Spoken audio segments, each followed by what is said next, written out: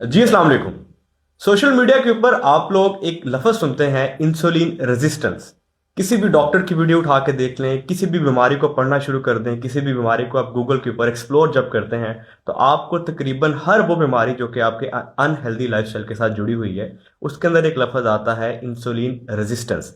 Sir, insulin resistance आसान भाषा में समझा दें, क्योंकि डॉक्टर तो कंपैरेटिवली ऐसी टर्म्स यूज करते हैं कि हमें समझ नहीं आता। हर बंदा इस नाम से बखूबी वाकिफ है, लेकिन ये नहीं पता कि होता क्या। डायबिटीज यानी शुगर, ब्लड प्रेशर, आर्थराइटिस, लड़कियों की बीमारियां, मर्दों की मखसूस बीमारियां, उसके अलावा फैटी लिवर, जोड़ों के अमराज और आपके दिल के अमराज, गुर्दों के अमराज, ये सारे क्यों हो जाते हैं? एक इंसुलिन रेजिस्टेंस ना होने दें या उसको रिवर्स कर लें, ये सारे बगैर दवाई के ठीक हो जाते हैं। ये है इंसुलिन रेजिस्टेंस कि आपने अपनी इंसुलिन रेजिस्टेंस खत्म करनी है। अब ये कि इंसुलिन रेजिस्टेंस है क्या, मैं आपको एक आसान मिसाल देता हूं। आपके दरवाजा नॉक होता है, अब बाहर जाकर देखते हो तो एक सब्जी वाला आता है। तो सब्जी वाला कहता है सब्जी ले ले, आप कहते हैं जी बिस्मिल्लाह। आपने अपनी जरूरत के मुताबिक सब्जी ले ली, जितनी आपने पकानी है, इस्तेमाल करनी है, या एक दो दिन के लिए आपने स्टोर करनी है। थोड़ी देर के बाद फिर दरवाजा नॉक होता है, या अगले दिन फिर दरवाजा नॉक होता है। आप जाते हो तो फिर सब्जी वाला आ जाता है, कहता है जी सब्जी ले लें। आप कहते हो कि मैंने कल तो ली थी सब्जी, कहता है थोड़ी और ले लें। आप थोड़ी सी और ले लेते हो। तीसरे दिन वो फिर आ जाता है, या शाम को वो फिर आ जाता है। आप कहते हो कि भाई हमारी तो सब्जी पहले खत्म नहीं हुई। वो कहता है जी आपकी खत्म हो ना हो, मेरे पास तो है, मुझे तो पीछे से सप्लाई हुई है, मैंने तो बेच के जानी, आप ले सब्जी। आप उसके साथ थोड़ा लड़ते झगड़ते हो, लेकिन थोड़ी सी ले लेते हो। वो बंदा फिर आ जाता है, वो कहता है जी और ले सब्जी, मेरी तो जो मेरा ठेला तो अभी भरा पड़ा है, आप क्यों नहीं ले रहे सब्जी? आप कहते हो मेरा तो भाई फ्रिज भी भर गया है, मेरा किचन भी भर गया है, मैं कितनी लूं, मेरी जरूरत नहीं है। तो आप फिर उसको अवॉइड करोगे। वो क्या कहेगा? वो कहता है अच्छा आप नहीं लेते। एक बदमाश लेके आता है साथ, वो कहता है जी ये सब्जी नहीं ले रहे। वो दरवाजा नॉक करता है, कहता है क्या? कहता है ले सब्जी। वो जबरदस्ती आपको सब्जी दे के जाते हैं, वो रोज आता है जबरदस्ती सब्जी दे के जाता है। आपका क्या हालत होगी? आपका क्या बुरा हाल होगा? इसी तरह अब आप इसको अपने जिस्म के ऊपर लेके आए। आप हर वो चीज खाएं जो कि जिस्म के अंदर जाके शुगर बन जाती है। जैन कौन कौन सी चीजें जो जिस्म के अंदर जाके शुगर बनती है? सबसे पहले कार्बोहाइड्रेट्स, हमें यहाँ पे समझना बहुत ज़रूरी है कि कार्बोहाइड्रेट्स दो तरह के होते हैं। एक होती है मीठी चीनी, जो कि चखने में ही मीठी होती है, यानी कि शुगर, चीनी जो हमारे घरों में इस्तेमाल होती है चाय के अंदर, गुड़ हो गया, शक्कर होगी। इसके अलावा ऐसी सारी डिज़र्ट जो चखने में ही मीठी हैं। इसके साथ हम लोग समझते हैं कि मीठी चीज़ वही है जो चखने में मीठी है, लेकिन एक चीनी ऐसी भी है जो आपकी साइलेंट किलर है, आपकी दुश्मन है। वो कौन सी चीनी है? फीकी चीनी। यानी कि आप जो सफ़ेद आटे की रोटी खाते हैं, मैदा खाते हैं, चावल खाते हैं, ये वो कार्बोहाइड्रेट्स होते हैं जो चखने में फीके होते हैं, लेकिन इसके अंदर भी उतनी ही कैलोरीज और उतनी ही शुगर होती है। आप ये सारा कुछ खाएं, लेकिन उतनी सब्जी लें जितनी आपने पकानी है, जितनी आपकी जरूरत है, स्टोर ना करें। लेकिन जब आप ये चीजें उतनी खा लेते हैं कि जो आपके जिस्म की जरूरत क्या है? आपकी बॉडी की जरूरत, मेटाबॉलिज्म और भाग दौड़, चलना फिरना, काम, एक्सरसाइज, वॉक, सब कुछ, उससे जो फालतू हो जाती है उसको, जैसे आप ज्यादा सब्जी को फ्रिज में रखते हैं, वो ज्यादा जो चीज है उसको फिर इंसुलिन रिलीज जिस्म करता है ताकि उसको जिगर में लेके जाए। वो जिगर उसको स्टोर कर लेता है। जिगर आपका स्टोरेज हाउस है, लेकिन जिगर की एक कैपेसिटी है, वो स्टोर कर करके थक जाता है। तो जब आप चंद दिन के बाद देखें, अगर आप रोजाना लेंगे सब्जी, तो आपके स्टोर की कैपेसिटी खत्म हो जाएगी। तो जिस्म की कैपेसिटी शुगर को चर्बी में बदलने की भी एक कैपेसिटी है, उसको वो ठिकाने तो लगाता है, लेकिन कितनी कैपेसिटी है? ये जिस्म की कैपेसिटी खत्म हो जाती है आमतौर पे 10 से 20 साल में। तो आमतौर पे क्या होता है कि आप जवानी में तो आपका मेटाबॉलिज्म बहुत तेज है, लेकिन आहिस्ता आहिस्ता जब आप 30, 40, 50, अब 30 पे आ गई बात, कुछ जो पिछले 10, 15, 20 साल आपने मुसलसल ये कार्ब्स ज्यादा लिए हैं, ये फीकी और मीठी चीनी आपने ज्यादा खाई, जरूर से ज्यादा, तो आपका जिगर और आपका जिस्म उसको स्टोर कर करके थक गया, उसकी कैपेसिटी खत्म हो गई है। उस स्टेज को कहते हैं इंसुलिन रेजिस्टेंस। जब आप दरवाजे नहीं खोलते, अब आप कहते हो बाहर जितने मर्जी शोर हो जाए सब्जी वाला हम नहीं लेंगे, उसको कहते हैं इंसुलिन रेजिस्टेंस। सेल इनकार कर देते हैं, जिगर इनकार कर देता है कि हम और नहीं ले सकते, इंसुलिन मौजूद है, पुलिस वाला भी आ जाता है, फिर भी आप दरवाजा नहीं खोलते क्योंकि आपकी कैपेसिटी बढ़ जाती है।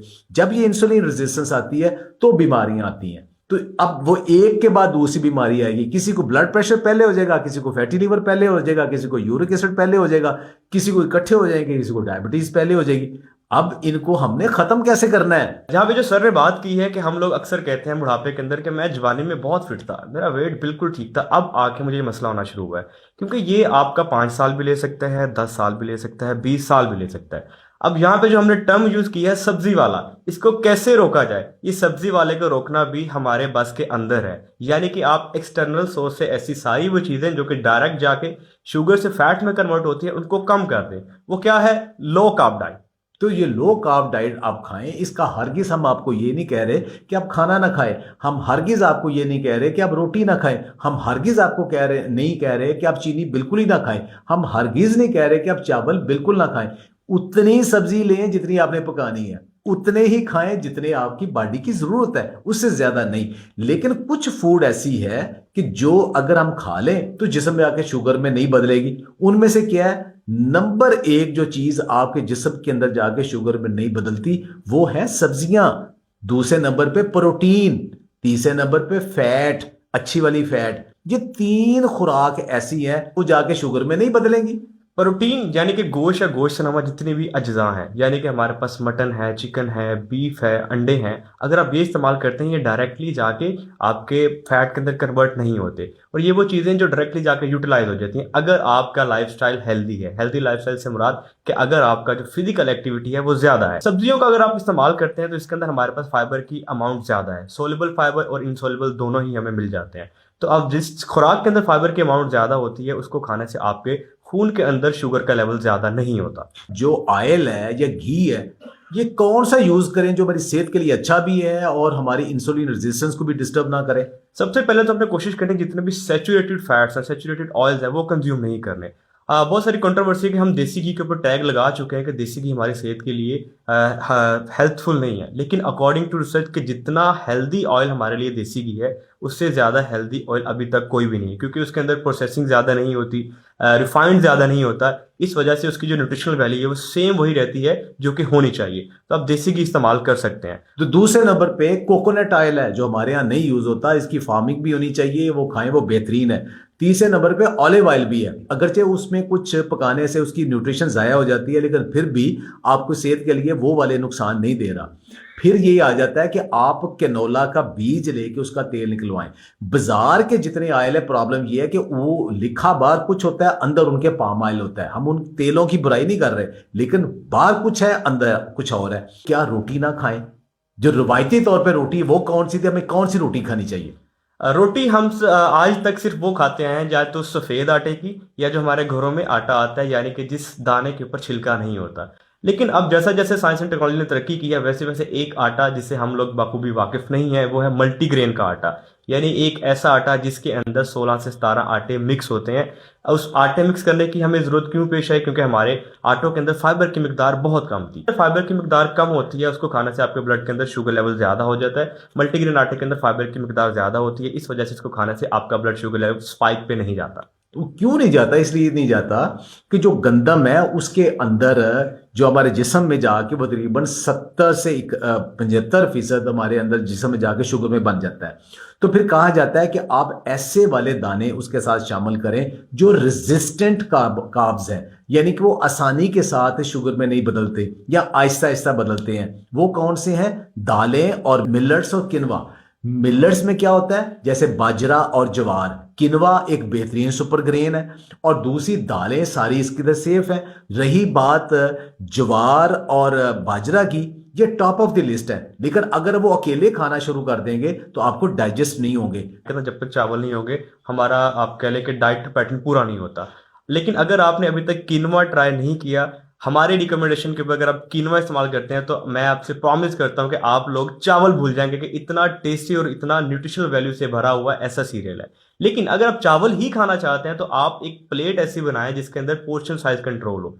यानी कि उस प्लेट के अंदर सैलेड भी हो, उसके अंदर प्रोटीन का कोई सोर्स भी मौजूद हो, यानी कि कोई शामी कबाब हो सकता है जो कि मीट पोर्शन से एनरिच्ड हो, और तो आप चावल की मिकदार कम कर दें लेकिन उसके साथ आप सैलेड ऐड कर लें। उससे ये होता है कि आपकी जो ओवरऑल मील है उसके अंदर फाइबर की मिकदार ज़्यादा होने की वजह से शुगर की मिकदार कम हो जाती है। अब आपने डायबिटीज, फैटी लिवर और आर्थराइटिस और ये सारी बीमारियां रिवर्स करनी है, तो जब आप लो कार्ब के ऊपर आएंगे तो हो सकता है कि आपके अंदर न्यूट्रिशन की कमी हो जाए, आपकी फूड बैलेंस ना हो। तो उस फूड को बैलेंस करने के लिए हमें क्या साथ इनकॉर्पोरेट करना चाहिए कि हमें जल्दी ये रिवर्सल हो, सेहत ज्यादा बेहतर हो और हमें फूड हमारी बैलेंस भी रहे। सुपर फूड यानी कि एक ऐसी खुराक जिसके अंदर विटामिन और मिनरल भरपूर मिकदार के अंदर है और वो कुदरत के बहुत करीब है। जो चीज़ कुदरत के जितनी करीब है वो उतनी ही प्योर है। तो मोरिंगा सैर फरीद एक ऐसी फूड है जिसे पूरे all over the globe super food consider किया गया है। इसके अंदर विटामिन और मिनरल्स की मिकदार इतनी भरपूर मिकदार के अंदर है कि अगर आप लो कार्ब डाइट के साथ मोरिंगा का इस्तेमाल करते हैं, ये ऐसी सुपर फूड जैसा कि हम बात कर चुके हैं मिलेट्स के ऊपर, मल्टीग्रेन आटा के ऊपर, तो इससे आपकी बॉडी के अंदर होने वाली मिनरल्स या विटामिन की डेफिशिएंसी बहुत हद तक पूरी हो सकती है। साथ आप चिया लें, किनवा लें और साथ जो फ्रूट्स हैं, शहद है, खजूर है और जो ड्राई फ्रूट्स हैं, नट्स हैं, ये सारे सुपर फूड्स हैं। लेकिन इनको अब आपने सारे के सारे कैसे लेने हैं? अब हर बंदे का केस डिफरेंट है। किसी को शुगर है, किसी को टाइप 1 है, किसी को टाइप 2 है, किसी को प्री डायबिटीज है, किसी का फैटी लिवर ग्रेड 1 है, 2 है, 3 है, किसी का आर्थराइटिस है।